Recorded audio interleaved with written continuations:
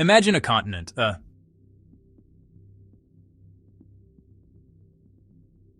This continent holds about 30% of the world's entire mineral reserves. It has 12% of the world's oil. It possesses 40% of the world's gold. It even has 90% of the world's platinum and chromium. This is not a fictional place from a blockbuster movie. This continent is Africa. It is a land of immense natural wealth, almost unbelievable natural wealth. The ground beneath the feet of its people is literally sparkling with diamonds filled with precious metals. The potential for prosperity is staggering. The numbers paint a picture of a place that should be one of the wealthiest on Earth. Yet, there is a deep and troubling contradiction. The people living on this incredibly rich land are among the poorest in the world. Over 490 million people in sub-Saharan Africa live in multidimensional poverty. This means they lack access to basic needs like clean water, education, electricity. Children go to bed hungry. Families struggle to find work.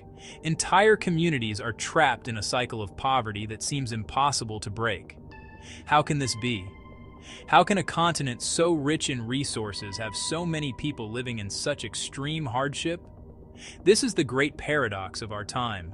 This isn't a simple story of bad luck or poor geography. It is a complex puzzle with many hidden pieces. The vibrant markets. The bustling cities only tell one part of the story. Beneath the surface, there are powerful systems at play. These systems have been designed over centuries to extract wealth from Africa, not to build it. They are intricate, often invisible, and incredibly effective at keeping the continent's riches flowing outwards. The result is a tragic disconnect. Africa is rich, but Africans remain poor. The gap between the continent's potential and its reality is not an accident. It is the outcome of specific historical events, economic policies, global power dynamics. We see the symptoms everywhere. We see the poverty statistics. We see the news reports of conflict and instability. But we rarely talk about the root causes. We are often told a simplified story, one that blames the victims or points to internal problems alone. But that story is incomplete. It's time to look deeper and ask the difficult questions about who truly benefits from Africa's vast wealth. In this essay, we will embark on a journey to understand this paradox. We will not be using vague theories or generalizations. We will follow the money. We will look at the receipts. My promise to you is to provide a clear, step-by-step explanation of the hidden systems that keep Africa in a state of arrested development. We will connect the dots between the past and the present. We will uncover how historical injustices continue to shape economic realities today. This isn't about assigning blame. It's about seeking understanding and finding a path forward based on facts. We will start by peeling back the layers of history. We will examine the colonial era, a period when Africa's economies were not built for Africans. They were designed as extraction machines for European powers. Borders were drawn without regard for the people who lived there, creating lasting instability. We will see how institutions were set up to serve foreign interests, a legacy that continues to haunt many nations. This historical context is not just a thing of the past. It is the foundation upon which today's economic structures are built. It is the first critical piece of the puzzle. Next, we will move into the modern era and investigate the resource curse. This is the strange phenomenon where countries with abundant natural resources often have worse economic outcomes than countries with fewer resources. We will look at the role of multinational corporations. We will examine the unequal contracts they sign and the vast profits they extract. We will see the evidence of how billions of dollars are lost each year through clever accounting and tax avoidance schemes. We will use real case studies from the oil fields of Nigeria to the cobalt mines of the Congo to show exactly how this wealth is siphoned away. Finally, we will explore the world of international finance, debt, and trade.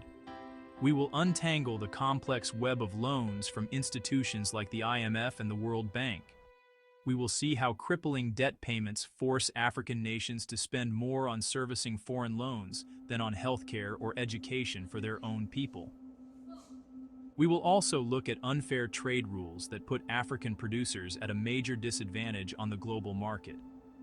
This is a journey into the heart of the global economic system. It's a story that needs to be told, and it starts now. The story of modern Africa's poverty begins not with its people, but with a map. In the late 19th century, Europe's major powers gathered in Berlin.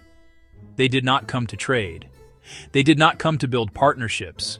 They came to divide a continent among themselves. This period, known as the Scramble for Africa, was a frantic rush for territory. Between 1881 and 1914, European nations claimed virtually all of Africa. They drew lines on a map, creating new countries out of thin air. These lines were straight. These lines were unnatural. They cut through ancient kingdoms. They cut through ethnic groups. They cut through trading routes that had existed for centuries. These new borders were not designed for the benefit of Africans. They were drawn to serve the strategic interests of Europe. They were drawn to serve the economic interests of Europe. Communities that had lived together for generations were suddenly split apart by a new, arbitrary boundary. Hostile groups were just as suddenly forced together into a single colony, planting the seeds for future conflict, planting the seeds for civil war. Imagine your town being sliced in half, with one side belonging to a new country and the other to a rival power. This was the reality for millions. The logic was simple: control the land, control the resources, control the people. The Berlin Conference of 1884 is a symbol of this process. No African leaders were invited to this meeting. Their continent's fate was decided for them in a European capital city thousands of miles away. The rules of the game were established. Any European power that could effectively occupy a piece of African land could claim it as its own. This set off a violent and chaotic race. Armies were sent in. Flags were planted. Resistance was brutally crushed. The goal was not to govern. The goal was not to develop. The goal was to possess. The continent was treated like a giant cake to be sliced up and devoured. This act of division had devastating long-term consequences. It created a political landscape that was inherently unstable. The new colonial states lacked any historical or cultural legitimacy. They were artificial creations designed for one purpose: to make it easier for the colonizers to rule, to extract wealth. The borders drawn in Berlin are largely the same borders that exist in Africa today. Ethnic tensions, border disputes, internal conflicts can be traced directly back to these lines drawn on a map by men who had never even set foot on the continent. This was the first step in building a system of extraction. Once the land was claimed, the colonial powers set about redesigning Africa's economies. They did not build diverse, resilient economies that could support local populations. Instead, they built economies based on a single principle: extraction. The goal was to get raw materials out of Africa and to European factories as cheaply and quickly as possible. This meant building infrastructure with a very specific purpose. Railways were constructed, roads were constructed, but they did not connect African villages or local markets. They connected the mines and plantations in the interior, directly to the ports on the coast. These were not networks of development. They were conveyor belts for wealth. The economic model was simple and brutal. African colonies were forced to produce what Europe wanted. This often meant focusing on one or two cash crops: cocoa, cotton, coffee, or a specific mineral: copper, gold. This created what are known as monocrop or mono-mineral economies. This lack of diversification made the colonies incredibly vulnerable. If the global price of their one commodity crashed, their entire economy would collapse. This dependency was not an accident. It was a deliberate design. It ensured that the colonies would always rely on the colonial power for their economic survival. Local industries and craftsmanship were actively discouraged or destroyed. Thriving textile industries, ironworking traditions, sophisticated craft production. The colonial powers saw these local industries as competition. They flooded the colonial markets with cheap, mass-produced goods from European factories. They imposed taxes and regulations that made it impossible for local artisans to compete. As a result, indigenous skills were lost, and local economies were hollowed out. Africa was transformed from a continent of producers into a continent of consumers of foreign goods, paid for by the export of its own raw materials. This entire system was underpinned by a new set of institutions. The colonial administration was not a government in the true sense. It was a management structure for a vast economic enterprise. The laws, the courts, the police force, they protected the property of European companies, enforced labor contracts, put down any resistance from the local population. The economic and political systems were fused into a single machine of control. The health, education, and welfare of the African people were never the priority. The priority was the profit margin of the colonial enterprise. Understanding this complex web of causes is not an exercise in despair.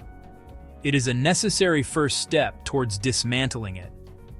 The systems that create Africa's poverty are man-made, and they can be unmade.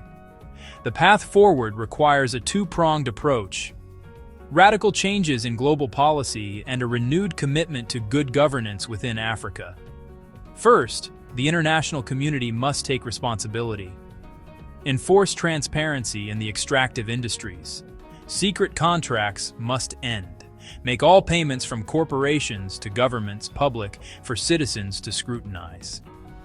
This is the first step to ensuring resource wealth benefits the people. Crack down on the tax havens. Crack down on the financial secrecy that fuels the tax heist and capital flight. Banks, law firms, accounting firms in London, New York, Geneva must be held accountable. Rewrite global tax rules. Tax companies where they genuinely create value, not in a post office box on a Caribbean island. Lift the burden of unpayable, odious debt. Meaningful debt cancellation is justice. Free up national resources to invest in people, not to service loans already paid back many times. Responsibility for change lies within Africa itself. Fight the internal rot of corruption and elite capture. Strong institutions, transparent institutions, accountable institutions that serve the public, not the powerful. Protecting a free press, empowering civil society organizations, strengthening judicial systems so the rule of law applies to everyone. African citizens are on the front lines, demanding accountability. Their efforts must be supported. Build a social contract where governments derive legitimacy from serving people, not from controlling resource rents. This story need not be a permanent tragedy. It can be a chapter still being written. The continent's immense wealth, plus its young, dynamic, innovative population, holds the key to a prosperous future.